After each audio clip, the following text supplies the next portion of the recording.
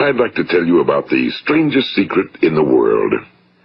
Some years ago, the late Nobel Prize-winning Dr. Albert Schweitzer was being interviewed in London, and a reporter asked him, "Doctor, what's wrong with men today?" And the great doctor was silent a moment, and then he said, "Men simply don't think." It's about this that I want to talk with you. We live today in a golden age. This is an era that man has looked forward to, dreamed of, and worked toward for thousands of years. But since it's here, we pretty well take it for granted. We in America are particularly fortunate to live in the richest land that ever existed on the face of the earth, a land of abundant opportunity for everyone. But do you know what happens? Well, let's take 100 men who start even at the age of 25. Do you have any idea what will happen to those men by the time they're 65? These 100 men who all start even at the age of 25 believe they're going to be successful. If you asked any one of these men if he wanted to be a success, he'd tell you he did. And you'd notice that he was eager toward life, that there was a certain sparkle to his eye, an erectness to his carriage, and life seemed like a pretty interesting adventure to him. But by the time they're 65, 1 will be rich. 4 will be financially independent. 5 will still be working. 54 will be broke. Now think a moment. Out of the 100, only 5 make the grade. Now why do so many fail?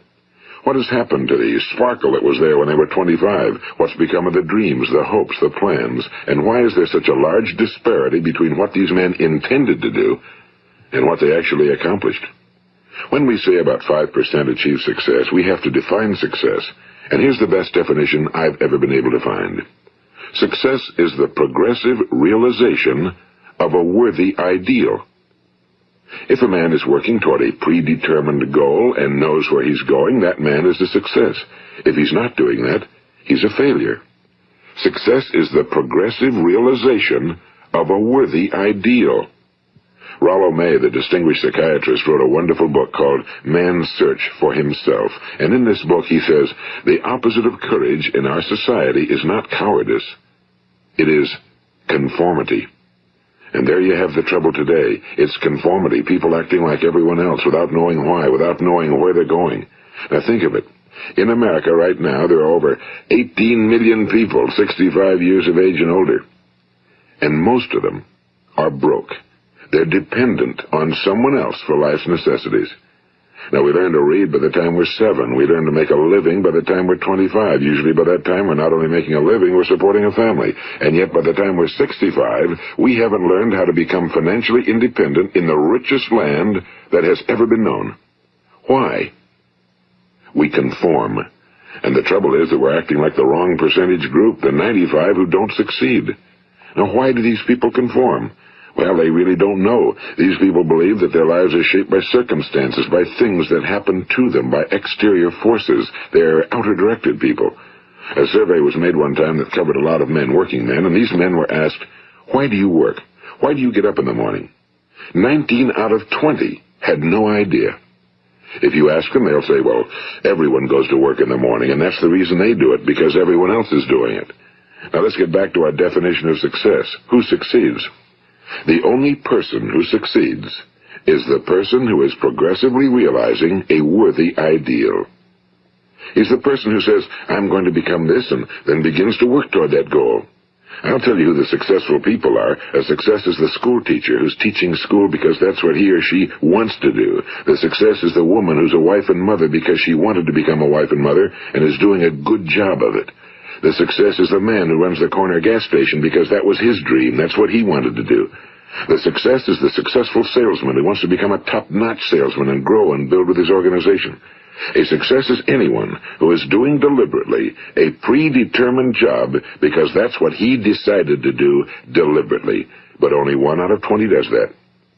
That's why today there isn't really any competition unless we make it for ourselves. Instead of competing, all we have to do is create.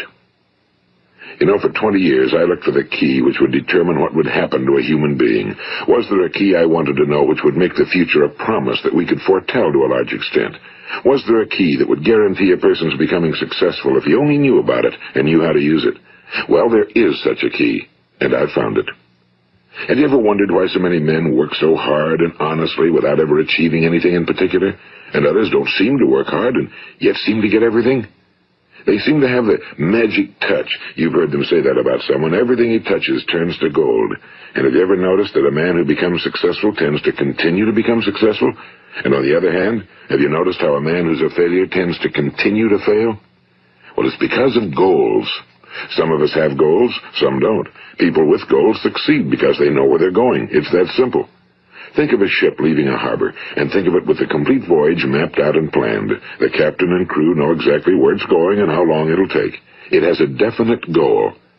Now, 9,999 times out of 10,000, it will get to where it started out to get. Now, let's take another ship, just like the first, only let's not put a crew on it or a captain at the helm. Let's give it no aiming point, no goal, no destination. We just start the engines and let it go. I think you'll agree with me that if it gets out of the harbor at all, it will either sink or wind up on some deserted beach, a derelict. It can't go anyplace because it has no destination and no guidance, and it's the same with a human being. Take the salesman, for example. There's no other person in the world today with the future of a good salesman. Selling is the world's highest paid profession, if we're good at it and if we know where we're going. Every company needs top-notch salesmen, and they reward those men. The sky's the limit for them. But how many can you find? Someone once said the human race is fixed, not to prevent the strong from winning, but to prevent the weak from losing. The American economy today can be likened to a convoy in time of war. The entire economy is slowed down to protect its weakest link, just as the convoy had to go at the speed that would permit its slowest vessel to remain in formation. That's why it's so easy to make a living today. It takes no particular brains or talent to make a living and support a family today. So we have a plateau of so-called security, if that's what a person's looking for. But we do have to decide how high above this plateau we want to aim. Now let's get back to the strangest secret in the world, the story that I wanted to tell you today. Why do men with goals succeed in life and men without them fail? Well, let me tell you something which, if you really understand it, will alter your life immediately. If you understand completely what I'm going to tell you from this moment on, your life will never be the same again. You will suddenly find that good luck just seems to be attracted to you. The things you want just seem to fall in line, and from now on you won't have the problems, the worries, the gnawing lump of anxiety that perhaps you've experienced before. Doubt, fear, well, they'll be things of the past. Here's the key to success and the key to failure. We become what we think about. Now let me say that again. We become what we think about. Throughout all history, the great wise men and teachers, philosophers and prophets have disagreed with one another on many different things. It's only on this one point that they are in complete and unanimous agreement.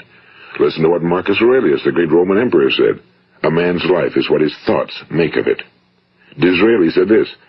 Everything comes if a man will only wait. I've brought myself by long meditation to the conviction that a human being with a settled purpose must accomplish it, and that nothing can resist a will that will stake even existence for its fulfillment. Ralph Waldo Emerson said this, a man is what he thinks about all day long. William James said, the greatest discovery of my generation is that human beings can alter their lives by altering their attitudes of mind. And he also said, we need only in cold blood act as if the thing in question were real, and it will become infallibly real by growing into such a connection with our life that it will become real. It will become so knit with habit and emotion that our interest in it will be those which characterize belief. And he also said, if you only care enough for a result, you will almost certainly attain it. If you wish to be rich, you will be rich. If you wish to be learned, you will be learned. If you wish to be good, you will be good. Only you must then really wish these things and wish them exclusively, and not wish at the same time 100 other incompatible things just as strongly. In the Bible, you read in Mark 9:23, if thou canst believe, all things are possible to him that believeth. My old friend Dr. Norman Vincent Peale put it this way, this is one of the greatest laws in the universe. Fervently do I wish I had discovered it as a very young man. It dawned upon me much later in life, and I found it to be one of the greatest, if not my greatest discovery outside of my relationship to God. The great law, briefly and simply stated, is that if you think in negative terms, you will get negative results. If you think in positive terms, you will achieve positive results. That is the simple fact, he went on to say, which is at the basis of an astonishing law of prosperity and success. In 3 words, believe and succeed. William Shakespeare put it this way: our doubts are traitors and make us lose the good we oft might win by fearing to attempt. George Bernard Shaw said, people are always blaming their circumstances for what they are. I don't believe in circumstances.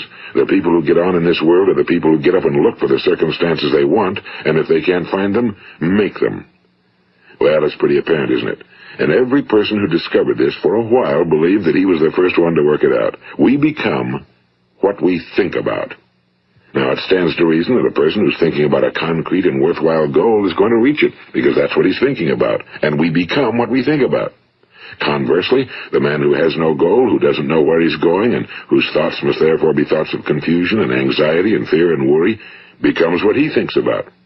His life becomes one of frustration and fear and anxiety and worry. And if he thinks about nothing, he becomes nothing. Now, how does it work? Why do we become what we think about? Well, I'll tell you how it works as far as we know.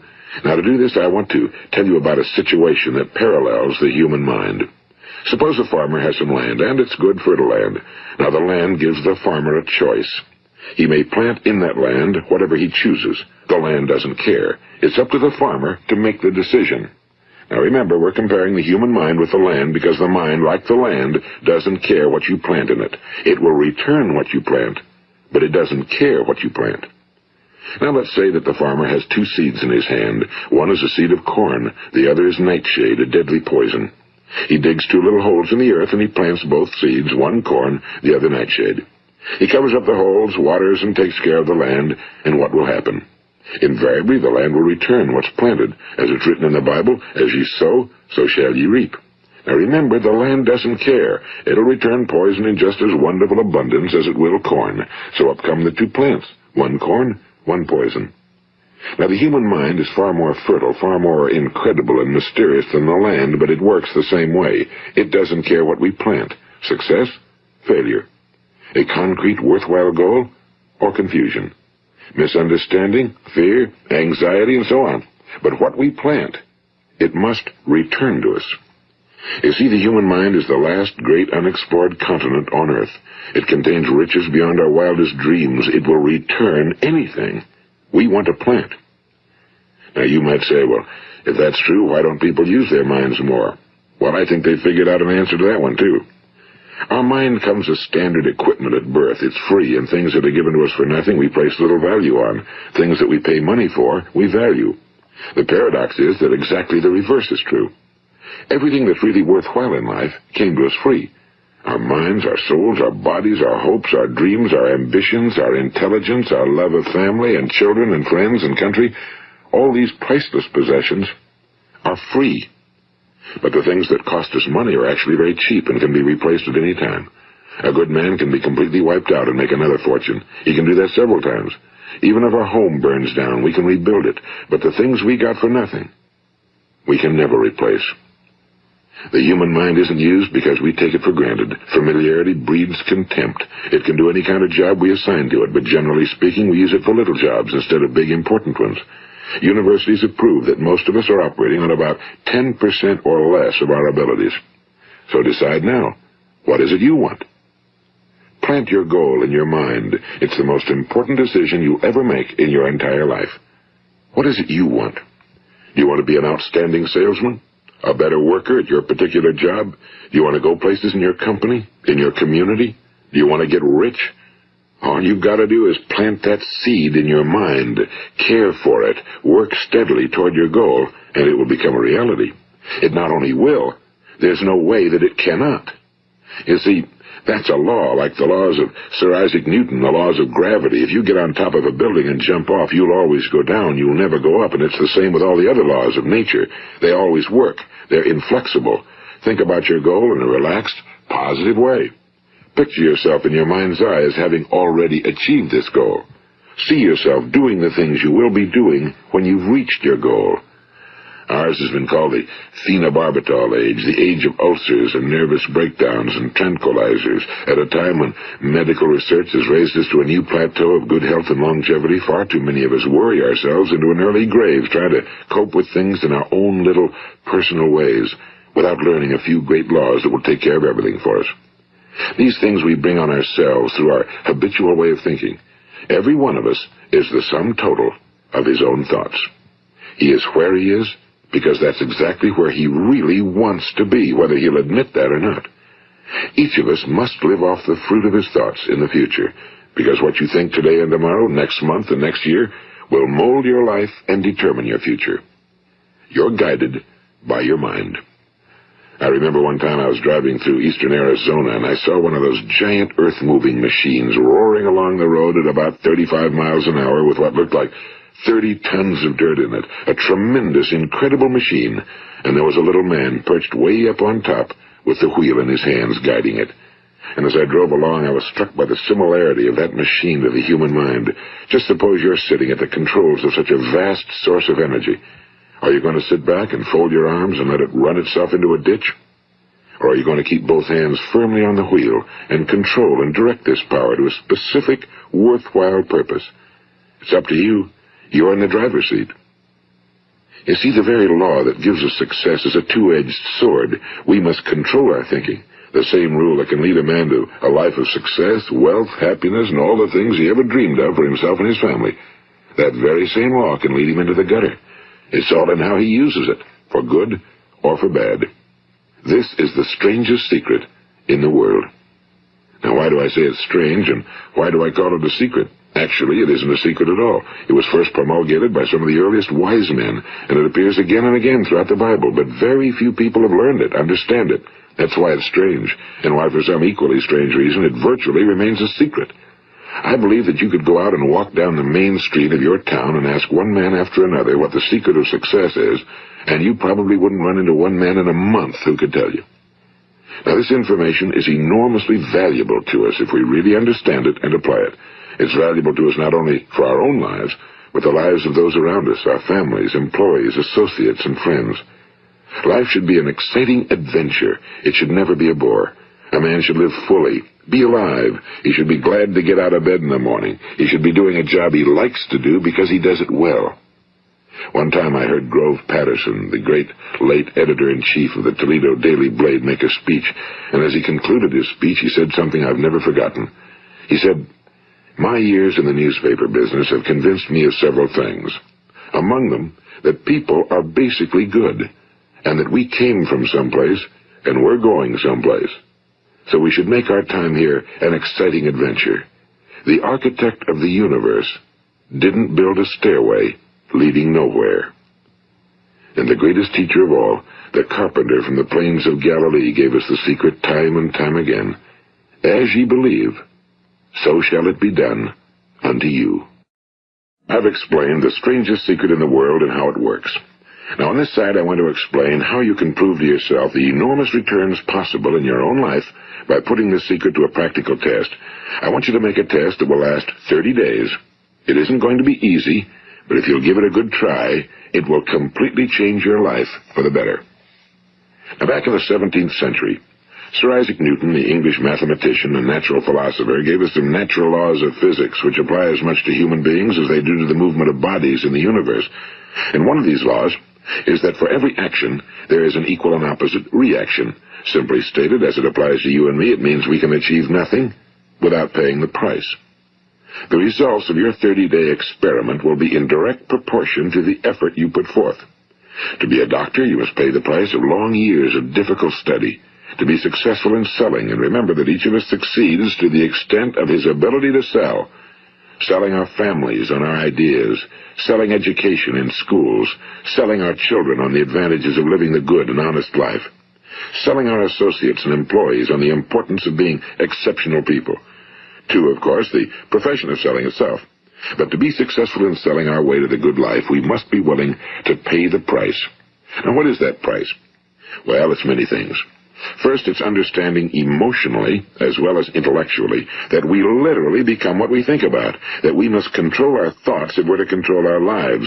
It's understanding fully that as ye sow, so shall ye reap. Second, it's cutting away all fetters from the mind and permitting it to soar as it was divinely designed to do. It's the realization that your limitations are self-imposed and that the opportunities for you today are enormous beyond belief. It's rising above narrow-minded pettiness and prejudice. And third, it's using all your courage to force yourself to think positively on your own problem, to set a definite and clearly defined goal for yourself, to let your marvelous mind think about your goal from all possible angles, to let your imagination speculate freely upon many different possible solutions, to refuse to believe that there are any circumstances sufficiently strong to defeat you in the accomplishment of your purpose, to act promptly and decisively when your course is clear, and to keep constantly aware of the fact that you are, at this moment, standing in the middle of your own acres of diamonds, as Russell Conwell used to point out. And fourth, save at least 10% of every dollar you earn. It's also remembering that no matter what your present job, it has enormous possibilities, if you're willing to pay the price. Now let's just go over the important points in the price each of us must pay to achieve the wonderful life that can be ours. It is, of course, worth any price. 1. You will become what you think about. 2. Remember the word imagination and let your mind begin to soar. 3. Courage. Concentrate on your goal every day. 4.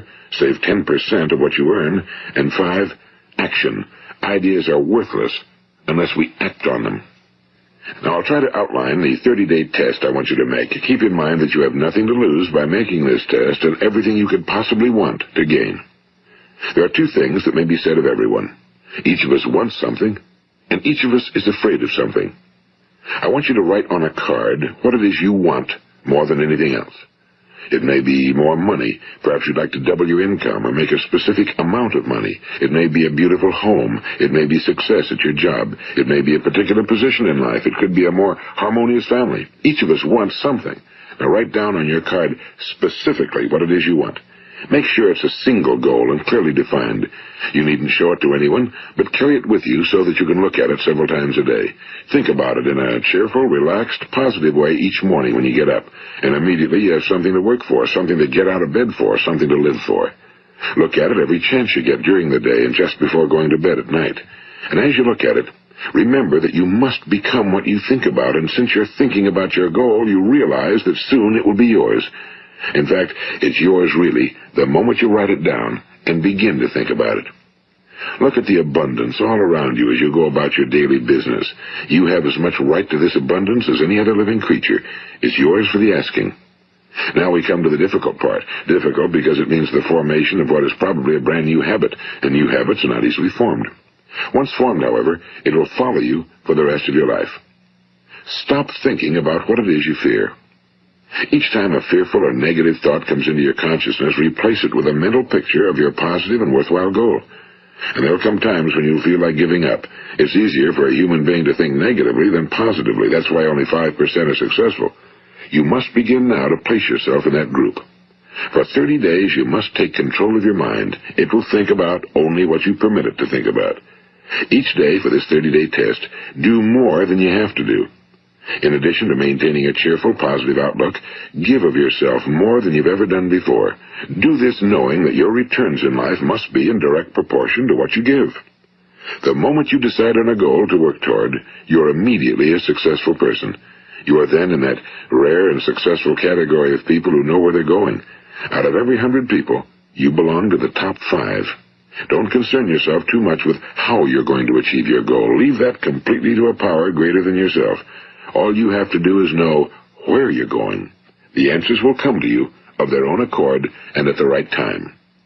Remember these words from the Sermon on the Mount, and remember them well. Keep them constantly before you this month of your test. Ask, and it shall be given you. Seek, and ye shall find. Knock, and it shall be opened unto you. For every one that asketh receiveth, and he that seeketh findeth, and to him that knocketh it shall be opened. It's as marvelous and as simple as that. In fact, it's so simple that in our seemingly complicated world, it's difficult for an adult to understand that all he needs is a purpose and faith. For 30 days, do your very best.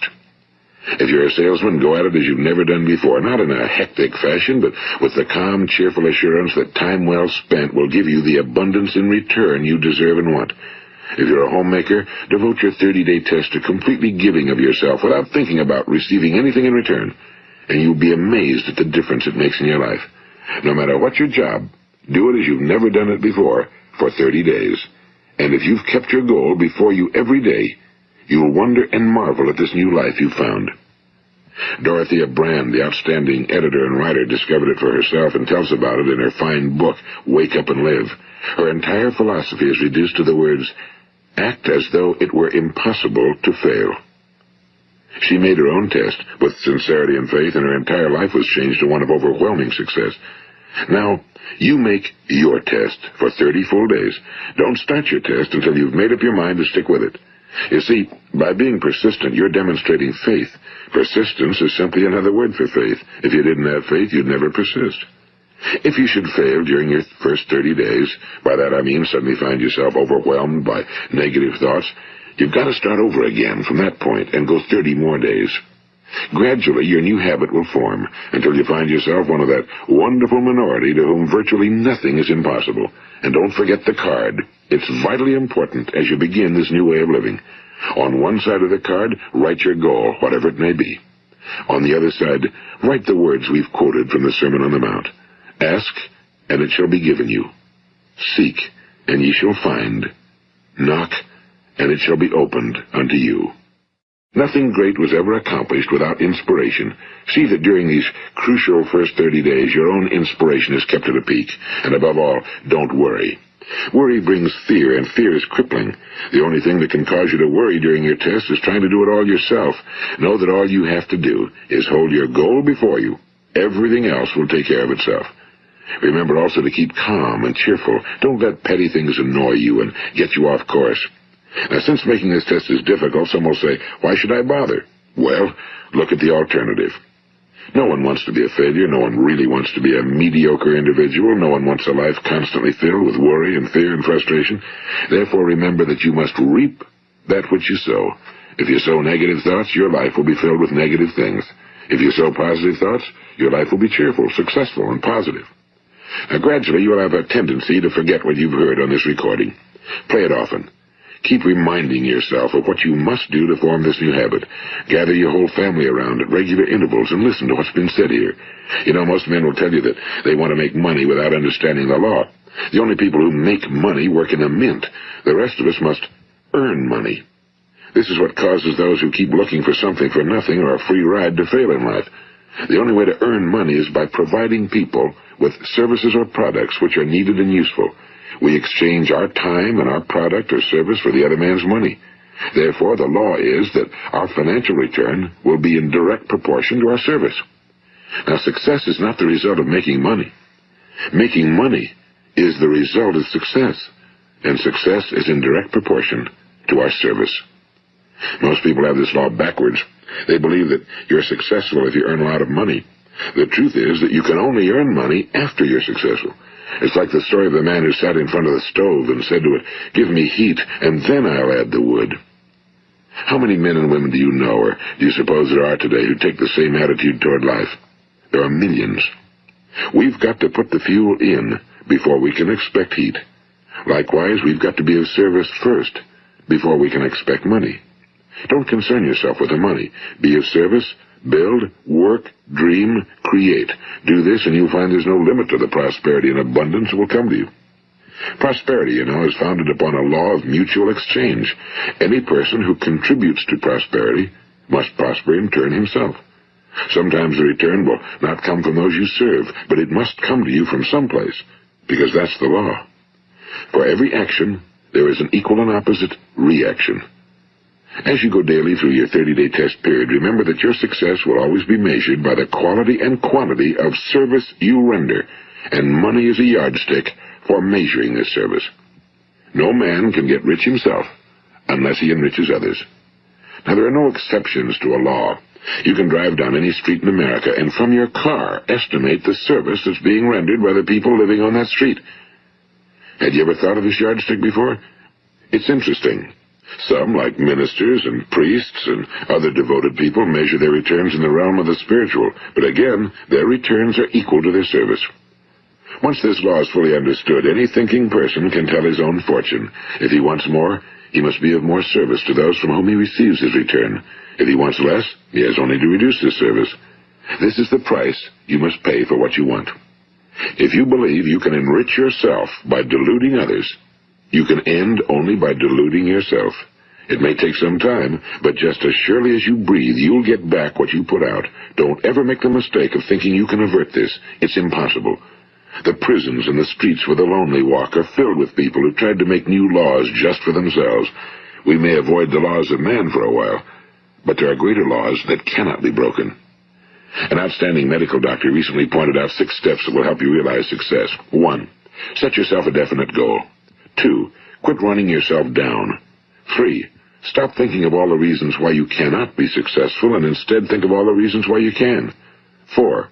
Trace your attitudes back through your childhood and try to discover where you first got the idea you couldn't be successful, if that's the way you've been thinking. 5. Change the image you have of yourself by writing out a description of the person you would like to be. And 6. Act the part of the successful person you have decided to become. The doctor who wrote those words is a noted West Coast psychiatrist, Dr. David Harold Fink. Do what the experts since the dawn of recorded history have told you must do. Pay the price by becoming the person you want to become. It's not nearly as difficult as living unsuccessfully. Make your 30-day test, then repeat it again, and each time it will become more a part of you until you'll wonder how you could ever have lived any other way. Live this new way, and the floodgates of abundance will open and pour over you more riches than you may have dreamed existed. Money? Yes, lots of it. But what's more important, you'll have peace.